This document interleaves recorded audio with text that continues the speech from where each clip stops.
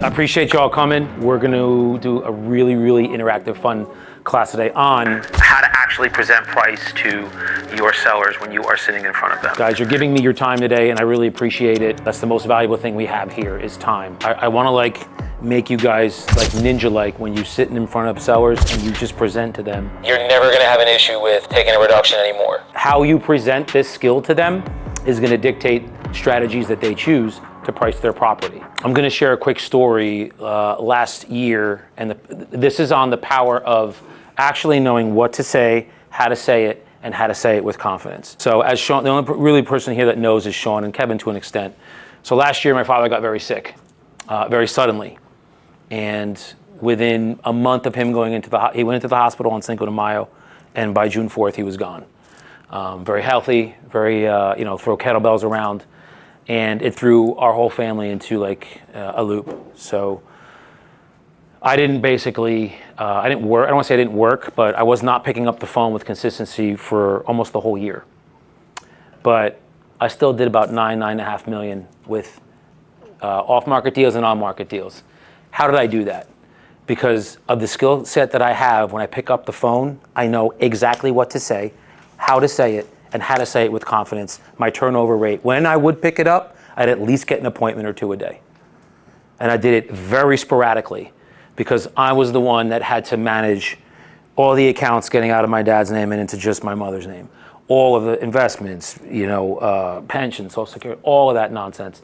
Months and months and months of it, if you've ever had somebody who passes. And then you're also dealing with, you do. So, mother, father, Joe? Mother. Mother? Yeah. That's a headache. You're the guy? You're like the one that takes care of everything? Yeah. Same here. So, and I'm talking from literally that time till the end of the year. I was doing all of that on the phone every day with my mother. I'm living with my mother at this point, getting everything set. But to know in my head that I had the skill anytime I pick it up for sale by owner, expired, just as it just sold, I'll get an appointment or two that day or the next day. So with barely, maybe an hour a day a week or 2 days a week, I did a little under 10 million last year. So this year I already have that almost that in the pipe, and it's March. So I share that with you not to brag. I'm sharing it with you to say when you have the skill, the confidence in your mind and in here, when you pick up that phone, you know what to say to them. When they say, we're not selling our property, when they really are. When a seller's across you and they say, well, your price is too high, or your price is too low. When they say, oh, I want to think about it. Or when they say, your commission's too high. You know, you just go in your filing cabinet in your head, it's like, price is too low. All right, and now you go up with your objection. And it isn't really an objection, guys. It's just a question that they don't have answered. That's all it is. So what we're going to do is I want to anybody here ever see Star Wars? No. The original Star Wars, not all the prequels and stuff. Remember the one when Luke, you see Luke on the farm and he's like this young buck and he wants to go and battle the Empire and doesn't know anything about anything, and he sees Obi-Wan and they go in because they're going to go get the Millennium Falcon, and Obi-Wan's Luke is going these stormtroopers are going to get us, we're done for, and Obi-Wan's these aren't the droids you're looking for, and Luke looks at him I want that power. Who saw Return of the Jedi? The last one. Remember when Luke's got the cape, the hood over him, and he walks in, he's like, you're going to take me to Jabba now. And he's like, I'm going to take you to Jabba now. That power, I want to make you guys Luke from Return of the Jedi, not Luke from the first one. You guys are going to be like Jedi-like when you do this. Pricing property right. How many of you, by a show of hands, when you guys go and you're talking to a seller, they want to list their house like the moon above what it's worth? All of them? Exactly. Yeah. And I run into that too. So what we're going to do here is we're going to go over how when I'm in the listing presentation, I've already gone over the first part, which, you establish what they're looking for. And then the second part is always your pricing part, how you're going to price it. By a show of hands, when you guys do this, do you put your price on your listing paperwork? No. You don't? You do, Matt? Yeah. Okay. Do you put your professional fee on there too? Yeah. Okay. Don't do that anymore. I'm going to show you why not. I'm going to show you why not. Okay. Have you ever had a seller cancel an appointment on you before going there? No? Okay. I have. And a few reasons why is because they saw the price that I put on there and were like, he's out of his mind. I don't even want to go see him. Are you talking about sending it to them before you? No? Okay. Yeah, I have. So I'm going to show you a strategy where you don't fill in the price and you don't fill in the professional fee. Why? Because we're going to come to that number, those numbers, together as a team. And I'm not going to tell them what number I think. They're going to tell me based on information that I'm going to give them. Make sense? Cool. All right. So now when you guys are doing your initial calls before we get into actually pricing it and you get an appointment, how many of you actually pre-qualify them and ask pre-qualifying questions before you actually go on the appointment? Everybody? As much as possible. Okay. And when I would say 90%. 90%? It's starting going there 90%. Well, let me ask you then, when you go on these appointments, how many of them are actually inking signatures at prices that they actually sell, or have you had to take price reductions on them? Oh, yeah. Yeah, price reductions? Okay. Again, not to brag, I didn't take one price reduction last year on all the property that I listed, not one. So that's why this strategy is so effective. So, all right, you've gone in and now you've done your first part of your presentation. We get into the pricing part and I say to them, okay, so Mr. and Mrs. Seller, I've sent you over some information, some active listings and some sold listings in your area. Have you had a chance to take a look at that? And they say, yeah, exactly. Yeah, we breeze it over. Okay, great. Well, the purpose of that information is to give us an educated guess with regards to value. And that's comprised of two types of research, okay? The first type is what we see on the market right now and not selling. So we call those the unsolds. All right, now as a seller, when you hear the word unsold, what are you thinking in your head? It's not the right price. Say it again, Matt. It's not the right price. Not the right price. Okay, I'm already future pacing them. It's not the right price. So when you're a seller and you hear unsold, that ain't the strategy I want to use. So I use that, okay? These are the unsolds, properties that are still on the market right now, okay? And this is very informative information for us, Mr. and Mrs. Seller. Can I share with you why? Yes. Well, your neighbors are already testing the market at these price points, and they're letting us know that they're not working because they'd at least be under contract or sold already if they were, right?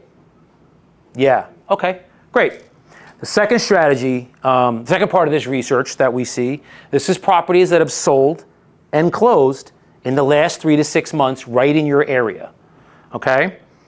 Now, what we mean by that, Mr. Seller, is what a buyer, a seller, and a bank appraiser, always use that, and a bank appraiser have all agreed to for price on that property. Does that make sense? Yes. Now, why am I bringing in bank appraiser? Official. Say it again, Matt. Official stuff. Exactly right. What percentage of deals are financed by a bank? 90 what? 95. There you go. It's probably 95, 96%. Cash is only like 3 to 4%. So if a bank is going to be appraising this property, a buyer and a seller can agree to a number 100 grand over what the highest comp is. Is the bank going to appraise it? So you're going to have that problem. And now you're going to have appraisal discussions. So the bank appraiser, he may be the most important person out of those 3 people because they're financing the transaction. So what a buyer, a seller, and a bank appraiser have agreed to for pricing on these properties. Does that make sense? Yes. Okay, great. And when we look at this information, what's going to come to the surface, Mr. and Mrs. Seller, is not a pinpoint to the penny, but a nice realistic range regarding value for your property. So if you following along, we'll be like, yeah, okay, great. Now, I see sellers utilize 2 strategies in an attempt to get the most money they can out of those buyers. The first strategy, And I'm sure, Mr. Seller, you're familiar with this. We start out high and leave room to negotiate. Are you familiar with that? What percentage is going to say yes? Hi, that's okay. You can come in, grab a seat. Thank you. What percentage of sellers know that strategy? 100? Yeah, exactly, Matt. Say it again. All of them. Everybody knows that strategy. And especially baby boomers, they're most likely going to still use that, even when you show them why that wouldn't work. That's just what they know. So I'll give you some tactics on how to overcome that. So everybody knows that. So start out high, leave room to negotiate. There are some challenges that come with that strategy. Can I share those with you? Yes. Perfect. Now, there are some challenges that come with that strategy. What do you think is going on in the seller's head when I'm sharing that with them? What I do wrong. Say it again. What I do wrong. What's wrong with it? Exactly. So there's already doubt. I'm trying to show them that there is doubt in this first strategy. It's not going to work. So I want them to see that. So in how I'm conveying it, the verbiage that I'm using is doing that. Psychologically, it's doing that. So I say, okay, well, sellers that we see that utilize that first strategy, they're usually not that motivated to move. Now we say that because they're listing the property way above what we know market value is. So their mentality is usually, well, hey, if it doesn't sell, I can either keep it, comes off the market and I'll just keep it, or I'll just keep relisting it at that number and maybe a buyer is going to purchase it based on what I'm listing it at. So let me ask you, Mr. or Mrs. Seller, is it an option for you not to sell this property? Yeah, come on in. No problem. At that point, do you know the reason why they're? I love it, Matt. You're so on point. You're ahead of me. So hold that thought. Is it an option for you, Mr. or Mrs. Seller, not to sell this property, but still make the move to Miami, which is the motivation in the first place, to be near your parents? Now, all right, Matt, do I already know the answer to this question? Why do I know the answer to it? Because you're selling. Yeah, why else? For my scripted agents who know this, why do I already know the answer to this question? From the pre-qualified. Say it again. Pre-qual. Because you pre-qualified them. You already know the answer. I'm not going on any listing appointment, nor should anybody in this room, if you do not know with 100% certainty why they are selling the property. So when you pre-qualify them, that's the direct question I ask them there. Is it an option for you not to sell the property, but still make the move to whatever the motivation is? And usually the answer is no. We need to take the proceeds from here to the next destination. You can also rephrase it this way, which is another good way, is, hey, you shared with me when we were speaking yesterday that you're going to be taking the proceeds of this sale down to Miami. Is that still the case, or has something changed? No, still the case. Got it. So now, what have I done in their minds about starting here and going here? Doubt. Say it again. Doubt. That's it, Joe. Doubt. You want to create doubt because we know, but they don't know, that this doesn't work. It doesn't work. So that's your first strategy. And again, Mr. and Mrs. this is very informational because your neighbors have done us a big favor. Can I share with you what? Yeah, what's that? They've tested the market at these price points and let us know that they're not working. So we can use this to our advantage when we price our property and can be the next obvious choice to sell. If you're taking notes, write that phrase down. I want you to be the next obvious choice to sell. Okay? The second strategy that I see people, agent or sellers utilize is that's where they price the property right at market value, even a little bit below. And the reason we do that is we want to create value in the eyes of the buyers and their agents. And what's going to happen, Mr. and Mrs. Seller, if we know that agents and buyers see value, you have a lot of people coming into this home, and then we have more than one buyer making an offer on your property. What do you think happens to your value? Goes up. Say it again, Joe. Goes up. Exactly. Now, you're going to use these gestures. When you're talking about the first strategy, you will do this. Okay? When you're talking about doing the second strategy, you do this. Okay? So they see that. Because again, this strategy works. This one does not. So we have to convey that to them. So the phrase I want you guys to think in your brain, self-discovery through logic. Am I doing anything illogical here? No. It's all logic.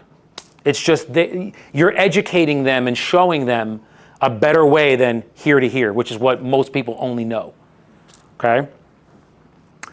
So let's take a look, Mr. and Mrs. Seller, at a seller who utilized that first strategy of starting out here and going here. And what you're going to do is you're going to pull out an active sale that you brought with them. One of the 3 that you've sent them.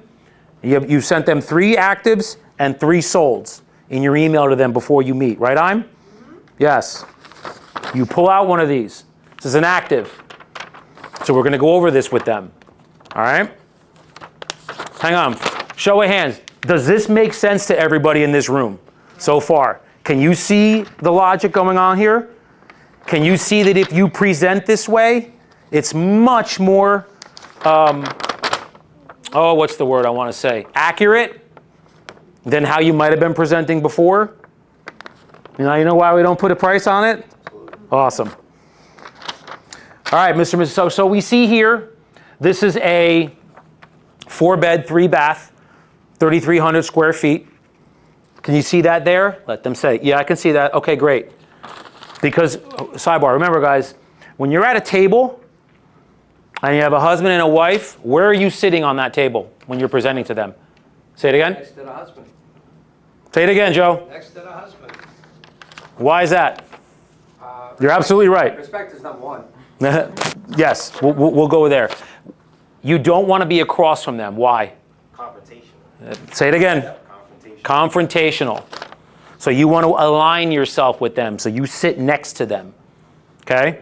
And you're going to be leaning over and sharing this so they can see it. It's almost like you've done this before. I know you have. That's why I'm asking. I love it. So do you see that there, Mr. and Mrs. Seller? Yes. Perfect. So in terms of size and shape, like the footprint of the property, we can agree it's pretty much the same as yours. Is that right? Yes, they're going to say, of course, they're going to be like, yeah, I can see it's accurate. Awesome. Now when we look at the amenities in here as far as what they've done to the home, so it looks like they've done some improvements to the kitchen, bath, very similar to what you've done to your home. I mean, these homes are all built in the same area as far as, your developer. So I'm going to imagine everybody's making improvements around the same time. Can you see that there, Mr. and Mrs. Seller? Yes. Great. Here's where we're gonna like the light bulb's gonna go on. So there's 2 numbers we're gonna focus on here, okay? The first one is that LP that we see here. That stands for list price, okay? Okay. And they're like, oh, $1,590,000. Yeah, well it's kind of where we were talking, like we wanted to list at $1,600,000. Yeah, okay. Well, the number we're going to focus on is right below that. You see that DOM? That stands for days on market. Oh my goodness, 163? So this property's been on the market for almost $1.6 million for 163. That's almost 6 months. And you just let them soak that in. That's almost 6 months. So Mr. and Mrs. Seller, what do you think the buying public, and you want to write this down? What do you think the buying public is telling this seller about the price of their home? Too high. Say it again, Joe. It's too high. Too high. Next question. What do you think this seller is going to need to do to create value in the eyes of the buyers and their agents now that it's been on the market almost 6 months? What's their next move? Say it again, Joe. Lower the price. Lower the price. And you agree with them. I absolutely agree with you. So then you can say to them, okay, let's take a look at a seller who utilized that second strategy. And now what do? What are you pulling out of here? a sold comparable, because this worked. Okay, so we see here, Mr. and Mrs. So we have, 4 bed, 3 bath, 3,300 square feet. It's a little bit bigger than yours, but it has one less half bath. So, square footage is a little bigger, but they have, theirs is a little bigger, but it has a less half bath. They might even themselves out. We don't know. But can you see from a term of size and shape, it's pretty similar to yours, same development? Yeah. And it's 123 Main Street. Are you familiar with this property? And they usually are. They'll say, oh yeah, I knew it was for sale, or oh, it sold. Yeah, it actually did sell. And then we see here in the amenities and in the comments, it looks like they've done some upgrades too. Not as extensive as yours. Looks like you've done bathrooms too. They haven't, but they did do some landscaping outside. So a little different. Let's focus on those 2 key numbers again. Now we have an SP, not an LP. SP is sold price. Okay, let's look at that. So we see here, it's $1,500,000 and $1,500,000, and you're going to get, $1,500,000. Wow, like we were at $1,600,000. Yeah, I know. Here's the key number that we're going to focus on. See that DOM right below it? See how it says 6 on there? 6 days? Yeah, 6 days. Let me ask you a question. Would that time frame work for you? Key question. Would that time frame work for you, Mr. or Mrs. Seller? Yes, of course it would. Because when you then what you'll explain to them is, so this went under contract in 6 days. You take into consideration financing, it's another 45 to 60. So this seller listed their property, got it under contract, and moved within 90 days. Would that work for you? And what do you think their answer is going to be? Yes, exactly. Now, this is the driver home. Now do you see why, Mr. and Mrs. Seller, these properties over here, and what are you pointing to? The actives have not sold at these price points? And let them answer. Yeah, okay, I can understand, I see what you mean. So, seeing these 2 strategies, Mr. and Mrs. Seller, which one of them do you think is going to serve your family best? What do you think they're going to tell you? Number 2. I've yet to have a seller tell me they want to do the first. I have yet.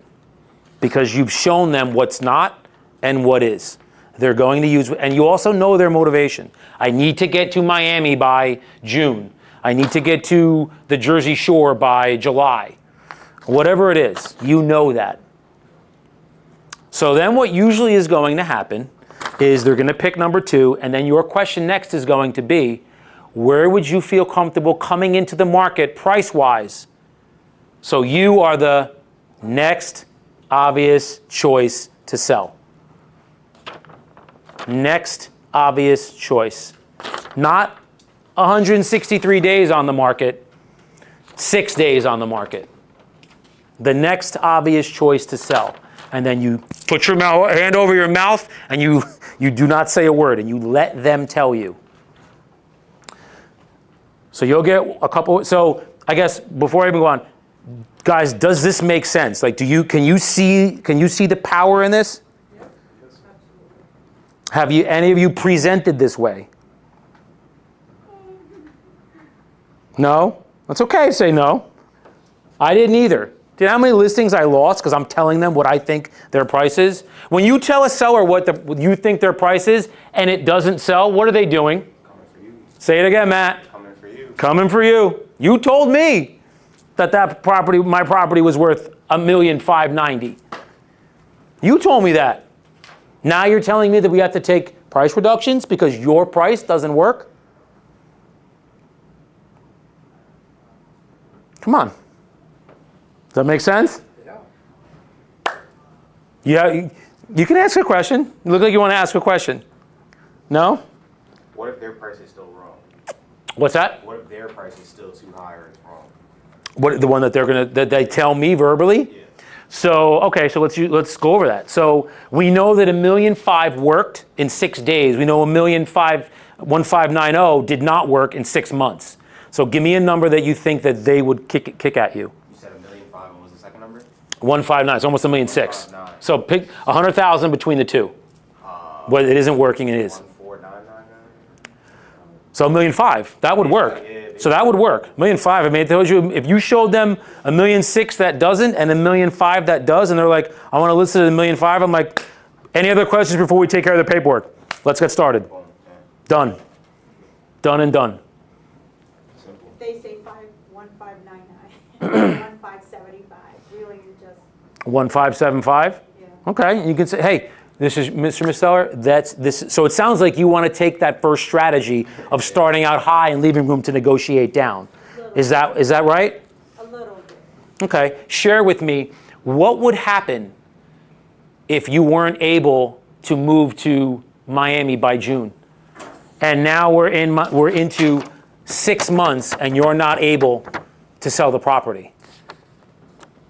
Not necessarily 6 months, maybe about a couple of months, if you will reduce it. Well, we know that with the 100% certainty, Mr. and Mrs. Seller, 159 did not work.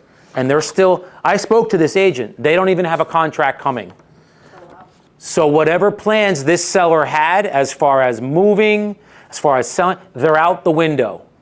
It's a whole reevaluation they have to do now because they're not able to sell based on the price they priced their property at. Let me ask you, is this something that you want to have happen to you?